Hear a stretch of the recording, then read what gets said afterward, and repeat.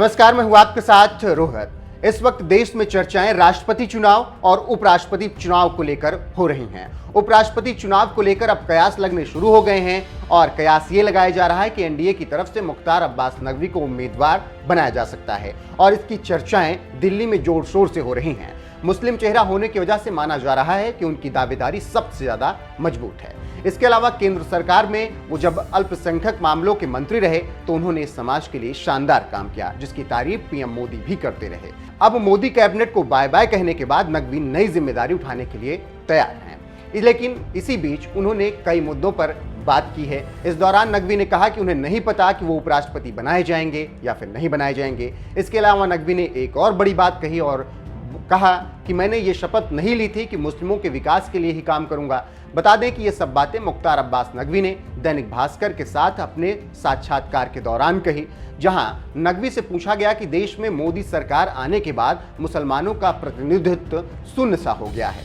इसके जवाब में मुख्तार अब्बास नकवी ने कहा, सभी मंत्रियों ने संवैधानिक रूप से समाज के सभी वर्गों के लिए, खास तौर पर आखिरी पायदान पर खड़े व्यक्ति के विकास के लिए संकल्प लिया। मैंने कभी शपथ नहीं ली कि मैं मुसलमानों के विकास के लिए काम करूंगा। केंद्र की नीति और नीयत सबका साथ, सबका विकास, सबका प्रयास की रही है। योजनाएं सबके पास पहुंची है। वहीं नुपुर शर्मा मामले पर नकवी ने जिस तरीके से कमान संभाली थी उससे उनकी खूब तारीफ हुई थी और इसीलिए पीएम मोदी भी उनकी सराहना कर चुके हैं। नुपुर मामले को लेकर जब नकवी से सवाल किया गया तो उन्होंने कहा, बीजेपी सरकार में कोई दंगा नहीं हुआ, देश में कोई बड़ी आतंकी घटनाएं नहीं घटी, ये चीजें विरोधियों को हजम नहीं हो रही हैं। आम मुसलमानों का माइंडसेट विरोध का कभी नहीं रहा।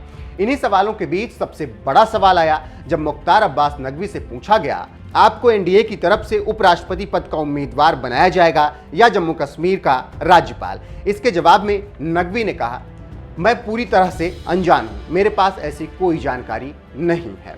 मतलब मुख्तार अब्बास नकवी ने साफ कर दिया और इस जवाब के साथ उन्होंने साफ तौर पर बता दिया कि उन्हें उपराष्ट्रपति पद के उम्मीदवार के रूप में अपने नाम की अभी कोई जानकारी नहीं मिली है। लेकिन चर्चाएं यही है कि एनडीए की तरफ से उन्हें ही जिम्मेदारी सौंपी जा सकती है।